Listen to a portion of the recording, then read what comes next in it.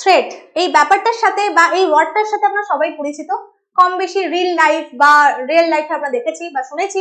যেমন ধরো আমরা যখন মুভি দেখতে যাই বা ফিল্মে আমরা দেখি যে কি করছে, ভিলেন হচ্ছে বেশ ধমকি দিচ্ছে, থ্রেট দিচ্ছে কাকে, হিরোইনকে। আবার রিয়েল লাইফের এক্সাম্পল হিসাবে কিন্তু আমাদের কিন্তু মনে দাগ কেটে গেছে কে, বিষ্ণুইজিৎ ফ্রেড, যার জন্য জর্জরিত হচ্ছে আমাদের বলিউড ইন্ডাস্ট্রি। তো আজকেও এরকম একটা ইন্টারেস্টিং থ্রেড নিয়ে আমরা গল্প বলবো, যেটার জন্য হচ্ছে আমরা প্রায় অনলাইন বা সোশ্যাল মিডিয়া দেখছি একদম ভরপুর হয়ে রয়েছে। তো সেই থ্রেডটা কি? থ্রেডটা হচ্ছে ডোনাল্ড ট্রাম্প দিয়েছেন, ভাবি আমাদের হচ্ছে ইউএস প্রেসিডেন্ট, তিনি দিয়ে ফেলেছেন কাকে, আমাদের যে ব্রিক্স নেশনস আছে তাকে। থ্রেডটার নাম কি দিয়ে দেওয়া হয়েছে? Tariff thread. ব্যাপারটা কি? তো সেটা নিয়ে চলো আজকে একটু আমরা আড্ডা করে নিই বা একটু গল্প করে নিই। গল্পের ছলে কিছু ছোটখাটো ইনফরমেশন শেয়ার করতে চাইবো এবং এই ছোট্ট ভিডিওর কমেন্ট সেকশন তোমাদের জন্য খোলা রয়েছে। তোমাদের যদি মনে হয় যে হ্যাঁ ম্যাম, আমাদের এই ব্রিক্স নেশনের মধ্যে তো ইন্ডিয়া পড়ে যাচ্ছে, তো ইন্ডিয়ানদের জন্য কতটা কি হতে চলেছে, কতটা সেই থ্রেটটা কার্যকর বা আমরা কি ক্ষতিগ্রস্ত হব, তো সেটা নিয়েও কিন্তু তোমাদের মতামত আমাকে জানিও। আমি কি মনে করি সেটাও আমি তোমাদের সাথে শেয়ার করব।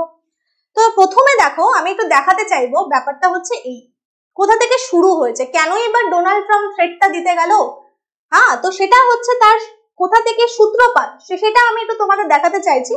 যে আমরা জানি যে রিসেন্ট আমরা কাজানে দেখেছি যে একটা ব্রিক্স সামিট হয়েছিল, ঠিক আছে, যেখানে হচ্ছে আমাদের দেশের যিনি হচ্ছেন প্রাইম মিনিস্টার মোদিজি সেখানে উপস্থিত ছিলেন।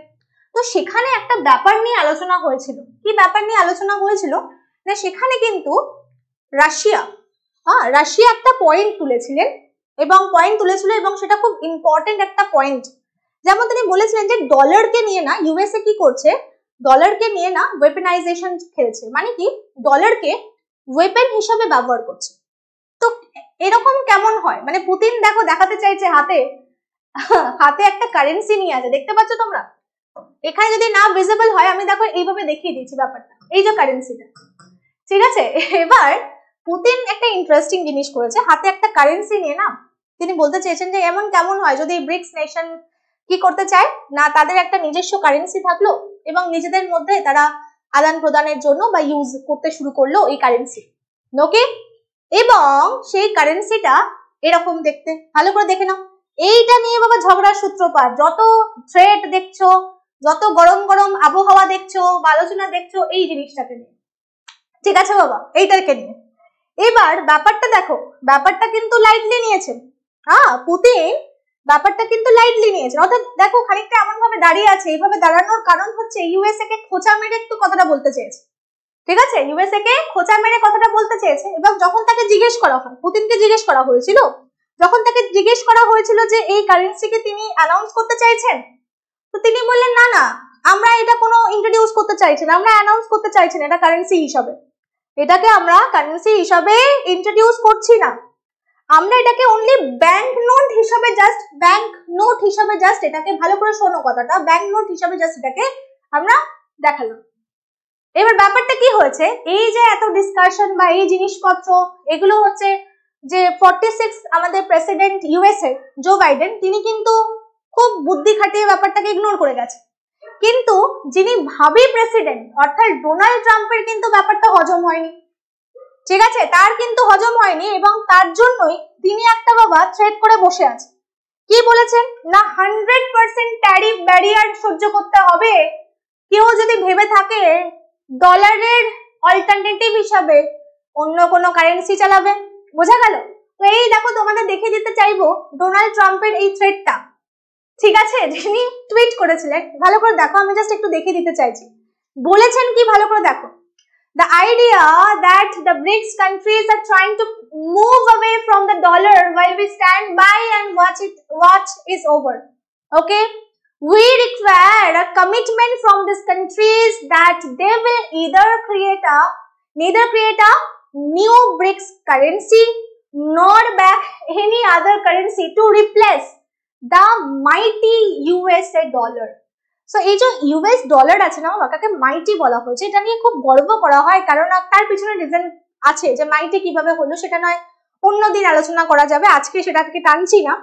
এবার দেখো আমরা জানি যে ডলারে বাবা বেশিরভাগ ট্রেড হয়ে থাকে, প্রায় 70% ওয়ার্ল্ড ওয়াইড ট্রেড ডলারে হয়ে থাকে এবং যেটার হাতিয়ার হিসাবে পুতিন দেখাতে চেয়েছে ইউএসএ ইউজ করছে। কেন করছে, রিজন কি তার পিছনে, কেন পুতিন বললেন, এমনি তো বলেননি, তো তার পিছনে কি রিজন আছে সেটাও বলবো। আগে শুনে নাও কি বলেছে।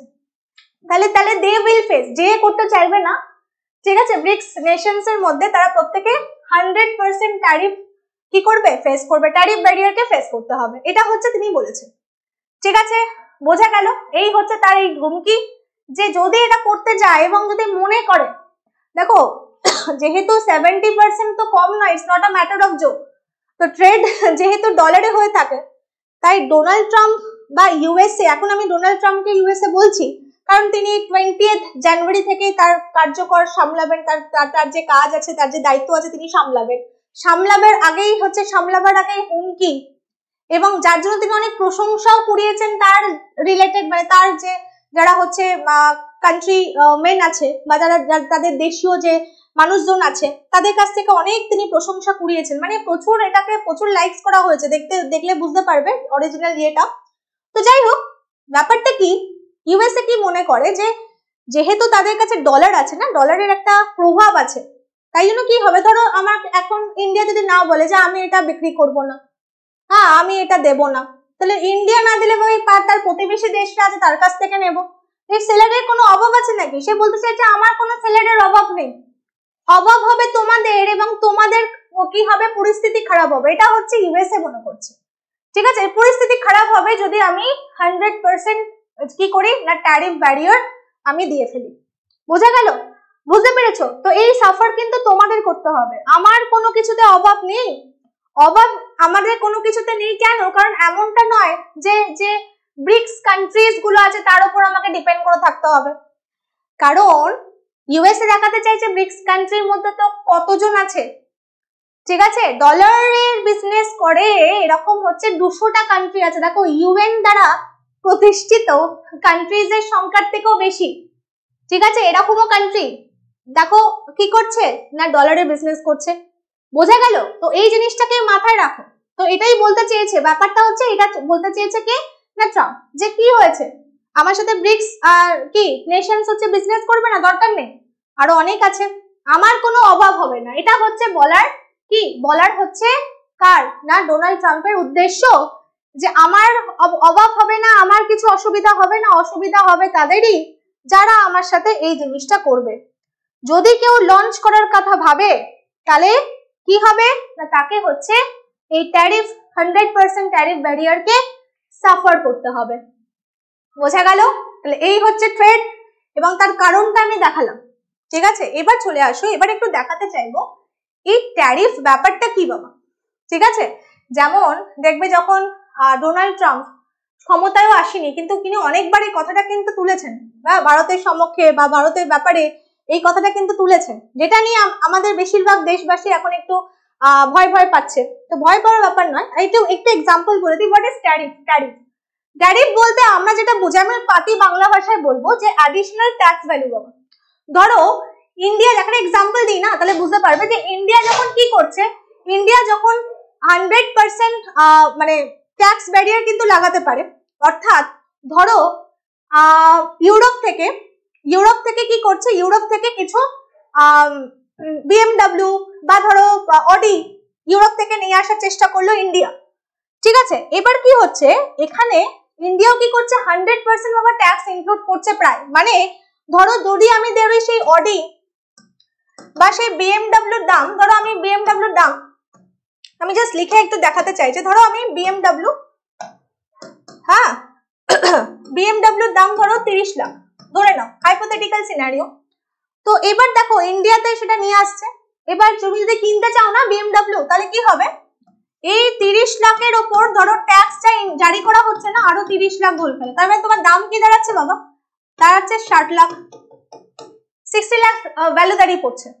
তো এবার তুমি বলো যে ইন্ডিয়া যে এই 100% ট্যারিফ ধরো ইম্পোজ করছে, তার রিজনটা কি, মানে প্রায় 100% ধরে নাও যে এত হাই ট্যাক্স যে ইম্পোজ করছে তার কারণটা কি। ইন্ডিয়া তো পাগল নয়, সে করতে চাইছে এই কারণে যে আমাদের যে ডোমেস্টিক ইন্ডাস্ট্রিজ গুলো আছে, যেমন মাহিন্দ্রা, টাটা, তারা যাতে বিজনেস করতে পারে, তারা যাতে দাঁড়াতে পারে, তাদের গ্রোথ যাতে হয়, কিভাবে হয়, ধরো তুমি একটা BMW 30 লাখ টাকার বদলে তুমি 60 লাখ টাকায় কিনতে চাইবে কি?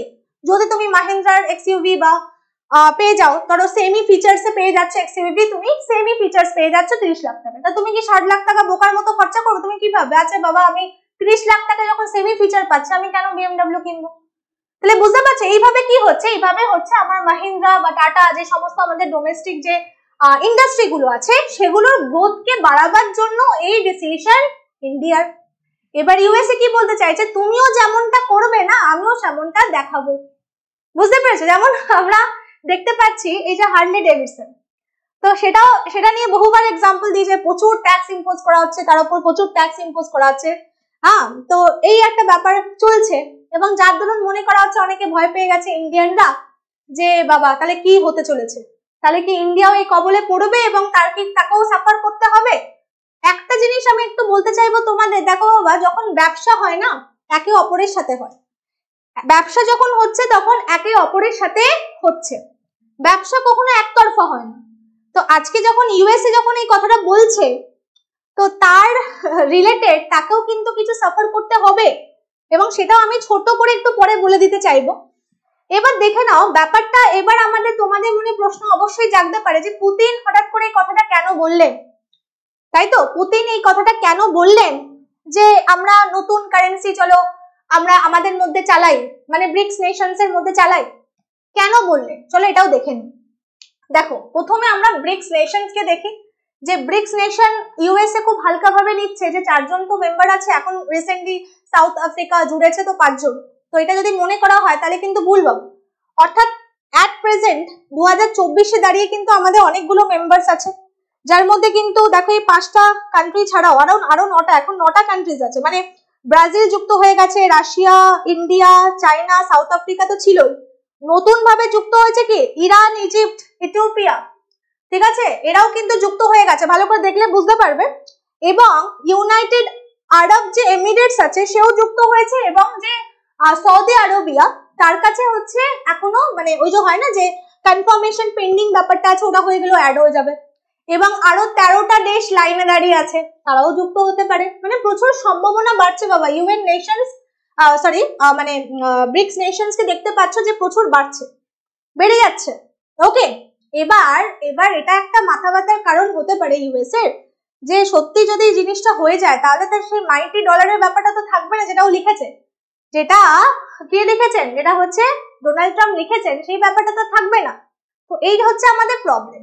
এবার ব্যাপারটা কি হয়েছে, চলো একটা ছোট্ট এক্সাম্পল দিই যে পুতিন কেন এটা করলেন, তার তো নিশ্চয়ই রিজন আছে কেন এটা বললেন, বা এই ব্যাপারে কেন ডিসকাশন হয়েছে, যে ওয়েপেনাইজেশন হিসাবে ডলারকে ইউজ করা হচ্ছে কেন, ওয়েপেন হিসাবে ব্যবহার করা হচ্ছে কেন।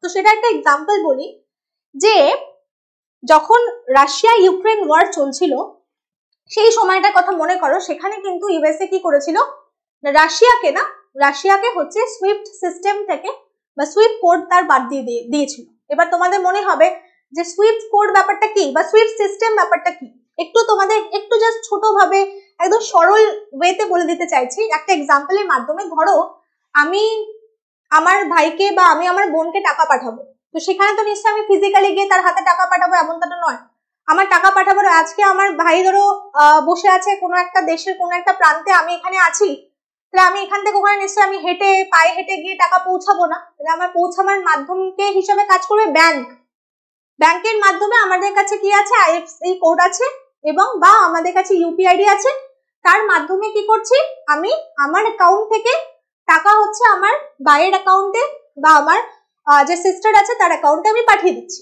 ঠিক আছে, তাহলে আমি ফিজিক্যালি যেতে হচ্ছে না। তো সেম জিনিসই ওই ব্যাংকের জায়গায় বসিয়ে নাও ইউএসএ কে, ঠিক আছে, ওই ব্যাংকের জায়গায় বসিয়ে নাও কাকে, ইউএসএ কে। এবার দেখো যত ওয়ার্ল্ড ওয়াইড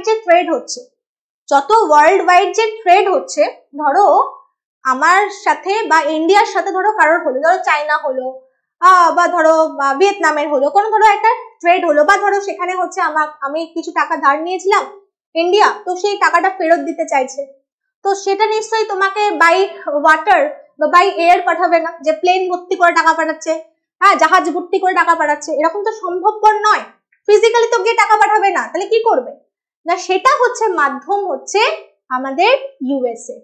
যেখান থেকে হচ্ছে ডলারের মাধ্যমে অ্যাকাউন্ট টু অ্যাকাউন্ট ট্রান্সফার হয়ে যায়, এবং সেটা ওয়ার্ল্ড ওয়াইড চলে। মানে বুঝতে পারছো, 200টা কান্ট্রি, ইউএনও স্বীকৃতি দেয়নি এমন কিছু দেশও কিন্তু এর মধ্যে ইনক্লুড আছে। দেখে নাম্বার শুনে বুঝতে পারছো, প্রায় 200টা কান্ট্রি এবং তার সাথে 1100টা ব্যাংক যুক্ত আছে এই সিস্টেমে। এবং এই সুইফট সিস্টেমের মাধ্যমে মানে সেখানে একটা সুইফট কোড থাকে, যার মাধ্যমে তুমি টাকা এই ব্যাংক থেকে, এই দেশের ব্যাংক থেকে অন্য দেশের ব্যাংকে তুমি পাঠাতে পারছো, অ্যাকাউন্ট টু অ্যাকাউন্ট ট্রান্সফার হয়ে যাচ্ছে। যেমন আমাদের একটা এক্সাম্পল দিলাম। তো সেটা পুরো দায়ভারটা কার উপর আছে? ইউএস এর উপর। বর্ষা কার উপর করে আছে? ইউএস এর উপর। প্রায় $8 ট্রিলিয়ন পুরো সমগ্র দেশের জয়েন্ট মানে আছে কার অ্যাকাউন্টে? আছে কিন্তু ইউএস এর অ্যাকাউন্টে। যে ওরা প্রত্যেকটা দেশ বিশ্বাস করে ভরসা করে, যেমন আমরা হয় না যে একজন আমাদের বিশ্বস্ত লোক থাকে বা আমাদের ইম্পর্টেন্ট মেম্বার থাকে, তার কাছে গিয়ে আমরা সবাই সবকিছু জমা রাখি, সেম জিনিসই এখানে, যে ইউএসএ কে ভরসা করে এতগুলো দেশ এতগুলো ডলার ইনভেস্ট করে ওখানে রেখে দিয়েছে, যে শুধু কি করছে কাজ? অ্যাকাউন্ট থেকে অ্যাকাউন্টে পাঠিয়ে দেওয়া। এবং সেটা হচ্ছে সুইফট সিস্টেমের মাধ্যমে, যেখানে হচ্ছে সুইফট কোডটা লাগছে।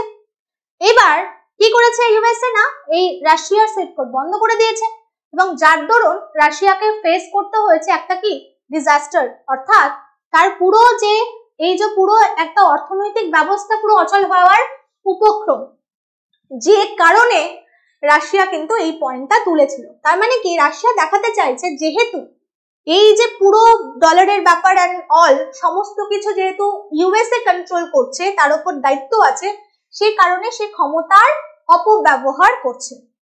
তার কোনো তো মানে নেই যে তাকে হঠাৎ করে বের করে দিল, কারণ নিজেরাই ইন্ট্রোডিউস করেছে সুইফট সিস্টেম, সুইফট কোড, এবং নিজেরাই এবার বাতিল করে দিচ্ছে। দেখাবার জিনিস একরকম, মানে কি সে নাটক করছে একরকম, সে কি দেখাচ্ছে? সে দেখাচ্ছে জিনিস কিন্তু অন্যরকম। বুঝতে পারছো কি জিনিস দেখাচ্ছে? না, সে দেখাচ্ছে হচ্ছে যে ঠিক আছে বেলজিয়ামে তো আমরা এর হেডকোয়ার্টার করেছি, হেড অফিস বেলজিয়ামে, যেখান থেকে হচ্ছে এই ওয়ার্ল্ড ওয়াইড ট্রানজাকশনে জিনিসগুলো অপারেট করা হয়। দেখাচ্ছে আমরা বেলজিয়ামে তো হেডকোয়ার্টার করেছি, আমাদের হাতে কিছু নেই, কিন্তু ইনডাইরেক্টলি দেখতে পাচ্ছি আমরা কি সবকিছু রেগুলেট হচ্ছে কার আন্ডারে? ইউএস এর আন্ডারে। তো এটা বলতে চাইছে যে যদি ওর কাছে ক্ষমতার একচেটিয়া অধিকার এসে যায়, তাহলে তো সে তার মিসইউজ করবে। তাই জন্য আমাদের এই যে ন্যাশনাল যে পুরো ইন্টারন্যাশনাল যে পেমেন্ট সিস্টেমের একটা অল্টারনেটিভ ওয়ে থাকা উচিত, যেটা হচ্ছে আমরা ডলারের বাইপাস করতে পারবো। এবার ট্রাম্প এটা বুঝতে পেরে যাবে। ট্রাম্প ভাবছে এই বাবা ডলারের বাইপাস করতে চাইছে, ডলারকে এইভাবে করতে চাইছে। তো এই নিয়ে ট্রাম্পের রিয়াকশন। এবার যে সামিট হয়েছিল, যখন এটা আলোচনা হচ্ছিল, তখন দেখো ইন্ডিয়া কি বলছে। ইন্ডিয়া বলছে ঠিক আছে আমাদের ইউপিআইডি সিস্টেম আছে, তো এটা কিন্তু আমরা চালাতেই পারি, যদি তোমরাও হচ্ছে মানে যারা এখানে আর কি মেম্বার আছেন, তো তোমরা যদি কিছু অ্যাড হয়ে যাও আমাদেরই ভাই সুবিধা হয়। কারণ আমাদের পৃথিবীর যত দেশ দেখছি সেখানে 5th যদি আমরা মানুষ দেখি সেটা ইন্ডিয়া। তার মানে এরকম জনসংখ্যা আমাদের আছে, তাহলে খুব ভালোই হয়, আমাদের ইউপিআইডি সিস্টেম বাড়বে, সবাই গ্রহণ করবে। কিন্তু ব্যাপারটা কি, এই যে পুরো জিনিসটা রেগুলেট করার জন্য না ইন্ডিয়া প্রস্তুত নয় বাবা, কারণ সে এখন একটা ট্রানজিশন পিরিয়ডে রয়েছে। তো এটাকে সামাল দেওয়ার জন্য, এটাকে ভালো করে ধরে রাখার জন্য, চালাবার জন্য একটা ভালো মাথার প্রয়োজনীয়তা আছে। তো এই মুহূর্তে ইন্ডিয়ার ডিসিশন হচ্ছে এই মুহূর্তে আমরা কিছু করতে চাইছি না, আমরা ডলারের বাইপাস করতে চাইছি না, তার অল্টারনেটিভ কিছু ভাবছি না। কারণ এমন যে বারবার বলে দিচ্ছি যে 200টা কান্ট্রি প্রায় আছে ডলারের সিস্টেমের সাথে যুক্ত, তাহলে কি প্রত্যেকের সাথেই তো আমরা কি করছি? ট্রেড করছি। তাহলে প্রত্যেকটা এর মধ্যে অনেক কান্ট্রিজ আছে যারা ডলারের সাথে কি ওকে, তো আমি তাদের সাথে কেন আমার ট্রেডটা নষ্ট করবো? এটা হচ্ছে ইন্ডিয়ার কারণ, বুঝে গেল? তো এখন এই মুহূর্তে চাইছি না, আমরা এই মুহূর্তে চাইছি না, বাট ইয়েস একটা অল্টারনেটিভ হলে ভালো হয়, ঠিক আছে? তো এবার মুশকিল, এবার অনেকে দেখতে পাচ্ছে কি যে ট্রাম্প তো বলে ফেলেছে, তাহলে কি হবে? ইন্ডিয়া তো দেখো, এবার যদি আমি দেখি ইন্ডিয়ার রেসপেক্টে, তাহলে আমরা যদি আমেরিকার সাথে ইন্ডিয়ার ট্রেডকে দেখি, তাহলে টোটাল যদি আমরা টপ কান্ট্রি বার করি, তো টোটাল 10টা কান্ট্রির মধ্যে ইন্ডিয়া 10 পজিশনে রয়েছে আমেরিকার সাথে বিজনেস, ইম্পোর্ট এক্সপোর্ট দুটো মিলিয়ে বলছি। তো এখানে ব্যাপারটা এবার কি হচ্ছে, যদি একচেটিয়াতে সবকিছু হতে পারে না। এই যে ইউএসএ বলে দিচ্ছে, মেক্সিকো দেখো, মেক্সিকো বেশি ট্রেড করে থাকে আমেরিকার সাথে, বেশি ট্রেড করে থাকে, কয়েক বিলিয়ন। হ্যাঁ, তো সেটা আমি এখন বলছি না, এত ডিটেলসে যাচ্ছি না। তো মেক্সিকো কে থ্রেট দিচ্ছে, কানাডাকে থ্রেট দিচ্ছে, ইন্ডিয়াকে দিচ্ছে, চায়নাকে দিচ্ছে, সবাইকে যদি থ্রেট দিয়ে বেড়ায়, এটা ইউএসএ কেও ভাবতে হবে। আরে ইউএস এর একটা নর্মাল জিনিস ভাবো না, লেবার কোথায় পাবে এত? তো এই লেবারের জন্য নির্ভর করে থাকতে হয় কাকে? ইন্ডিয়ার উপর থাকতে হয়। চিপে মাল, সস্তায় মাল কোথায় পাবে? কার থেকে পাবে? চাইনা থেকে পাবে। তো এগুলো তো দেখো অলরেডি মেক্সিকো কি বলে দিয়েছে, এই যে একটা রিয়াকশন দেখিয়ে দিয়েছে মেক্সিকো। কি বলছে, যেহেতু মেক্সিকো আর ইউএস দেখো বাউন্ডারি শেয়ার করে না, তো সেই কারণে মেক্সিকো বলে দিচ্ছে কি আমাদের বেশিরভাগ এখানে হচ্ছে আমার ইন্ডাস্ট্রি আছে এদের ইউএসএ, তো আমি কি করবো 4 লাখ লোককে হচ্ছে আমি আনএমপ্লয়েড করে দেবো, নাও সামলাও। মানে কি তাহলে, মানে কি ট্রাম্প আসার সময় সময় কি হলো, তার দেশের 4 লাখ লোকের চাকরি চলে গেল। তাকেও তো আনসারেবল হতে হবে রে বাবা, এটা কখনোই হতে পারে না। বা এটা ইম্পোজ করার জন্য অনেক কিছু ভাবনা চিন্তা করতে হবে, যে ট্রেড একতরফা হয় না, প্রত্যেকের উপর নির্ভরশীল। তো সুতরাং এটা ভয় পাওয়ার কিছু নেই। বলে কি হবে, হার্ডলি ইন্ডিয়ান পিপলরা ভয় পেয়ে কিছু হবে না।